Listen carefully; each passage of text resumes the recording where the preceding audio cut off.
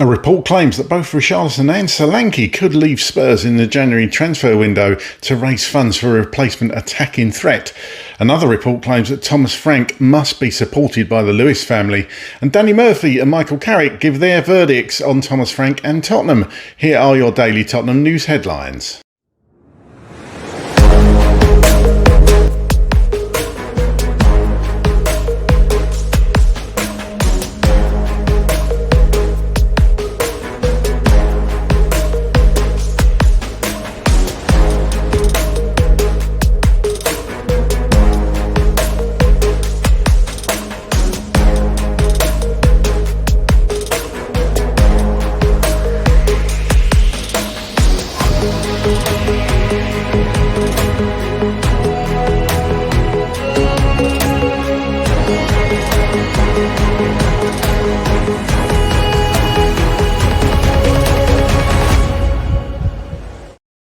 Hello, welcome back to the channel. My name's Craig and here are your daily Tottenham news headlines where I'll be going through all the latest news, rumours and reports.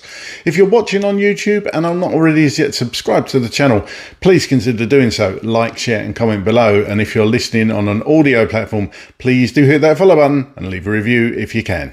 Okay, let's get into it. Football Insider has reported that Tottenham are looking to offload Richarlison in January, with a striker not the answer to their attacking woes. Sources have told Football Insider that Tottenham are planning attacking reinforcements in January after evident struggles in front of goal this season. Richarlison and Dominic Solanke could both leave Tottenham to fund said moves, as Thomas Frank urgently looks for ways to get the best out of his side. Amid uncertainty over his future at the club, Everton could bring Richarlison back if the club deem he's not wanted at Spurs. The Brazil international is not deemed to be the solution to solving the Lily White's misfiring attack, to be honest. Moreover, Randall Colomwani scoring his first Tottenham goals against PSG on 26th of November. There is hope that he can be the right man to lead the line if a forward cannot be acquired in January. Football Insider report that Tottenham have been told to support manager Thomas Frank in the January transfer window if they want to qualify for Europe next season. That is according to ex-Aberdeen and Everton and Aston Villa chief executive Keith Wyner, speaking exclusively to Football Insider, who believes Frank can be the manager to lead the club for the longer term. Everton's former chief Keith Wyner, who served as CEO at Goodison Park between 2004 and 2009 and now runs a football consultancy advising elite clubs, insists that the £100 million cash injection into Spurs must be spent in January. Speaking on the new edition of Football Insider's Inside Track podcast, Wyner's hopes that Spurs do not do the easy option and sack Frank amid their current form and performances. He told Football Insider that Spurs need some reinforcements in January and they're going to be in the market. And I hope that the Lewis Group and the new chief executive, Vinod Venkatesham, are not going to be thinking about making a move at the manager level, because I think Frank is high quality and is a long-term bet. He's just going to put his stamp on this group of players. So anyway, it's one to be watching right now. One player Spurs are chasing in January is Manchester City winger Savinho, with £50 million potentially enough to secure in a deal. Frank wanted Savinho in the summer transfer window, but a £60 million move for the 21-year-old did not transpire. Spurs want to add to their forward options in January amid injuries and a lack of form across the front line. In the Premier League this season, Richarlison is currently the club's top scorer with 5 goals in 12 games.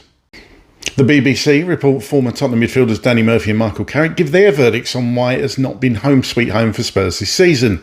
Spurs have scored 7 goals in 6 home league games this season, while only Burnley have had fewer shots on target than their 18.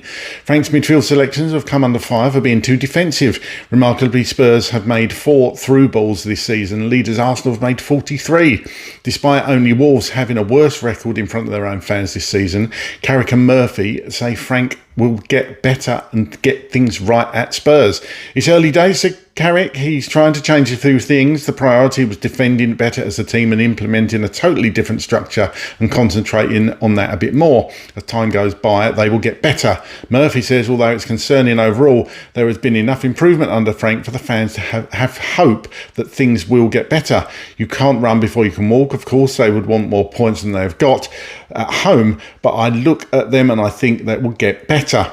They just need a bit of luck in the fixture list where you have your best team available. Get a couple of good wins and you can very quickly change the whole mood. Thomas Frank is not daft, and I think he sees the problems. He also knows the quality that he's got to come back.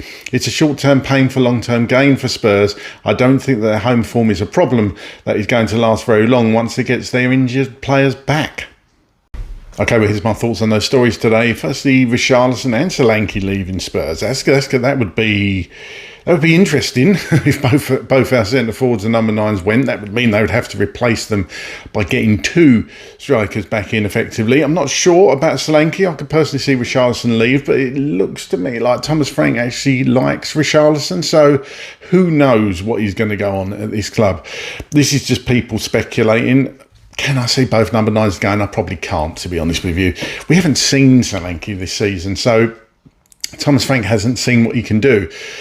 And it is a bit worrying, actually, that we're not hearing tons about Solanke and his fitness. We've seen a couple of social media posts from the player, and Thomas Frank's obviously mentioned him when he'd been asked, but not much has been said. I mean, we were led to believe that he'd be back after the international break. This is now, and he's still not back. So unless he's really pulling the wool over everyone's eyes and Solanke's suddenly going to make an appearance for Spurs, whether it be at Fulham later on today, who knows? But I can't see both these players leaving in January. That would leave us incredibly short unless they've got a long-term plan to get in more attacking players like your Savinhos, like your Semenyo's, whoever it is.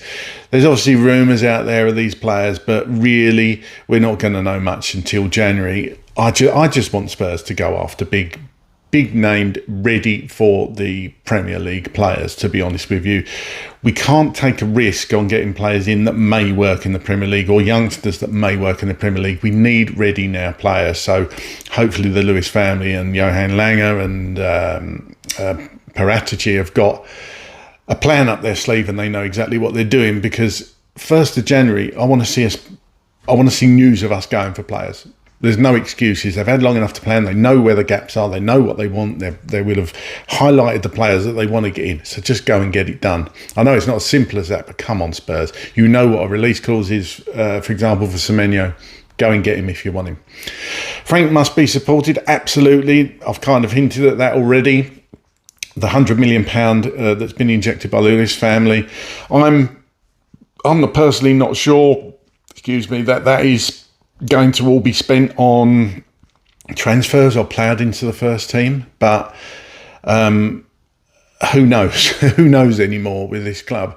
But I'm led to believe that £100 million, from things I've read, that's not necessarily going to go into the transfer kitty. We're obviously in a good position PSR and FFP wise anyway, so there should be money to spend regardless of that £100 million. Personally, I think this team probably needs £300 million spent on it before it can challenge for anything of note. But you can't do that all in one window, and certainly not in January. But there are certain players out there. We know the release clause. We know how much it is. Go and get it. Go and get it done. So there's not much else you can say on it. You know, they need to act. They need to do their jobs, basically, and get players in, but also get the players out they don't want. As I said before, Richarlison and Solanke, could they both leave? I'm not so sure. And Carrick and Murphy, both talking about Tottenham, obviously both ex-Spurs players, will know the club, I would say, better than most, but they obviously know how Tottenham is run, and perhaps I genuinely think there's been a mentality thing at Spurs for years and years, and it's kind of seeps through different generations of players. Obviously, we broke the curse last year, or this year rather, but last season when we won the Europa League. And both these players have said in the past that mentality at Spurs has been all wrong. So it's up to Thomas Frank and the hierarchy at Spurs to change that. Absolutely change that. We need to think like a big club and act like a big club, and they've both called for Thomas Frank to get it right, and both think that Thomas Frank will get it right. But for Thomas Frank, if he is to be in charge of Tottenham, he needs to be backed, and he needs the fans on side. So it's a bit of give and take both ways for me. So and let's hope that starts at the time of recording today against Fulham at home, 8 o'clock kickoff tonight at the Tottenham Hotspur Stadium. Get down in the comments, let me know your thoughts on this match. I think it's personally a really big game for Thomas Frank and Tottenham. It's a good opportunity to get 3 points on the board. Fulham haven't won away from home in the Premier League yet this season. On paper, it's one of the best fixtures you could have, but this is Tottenham. This is Tottenham. So I still think we'll edge a win. I think it'll be something like 2-1, but get down in the comments, let me know your score predictions on tonight's game and anything else you want to talk about in the Spurs world at the moment. And as always, come on you Spurs.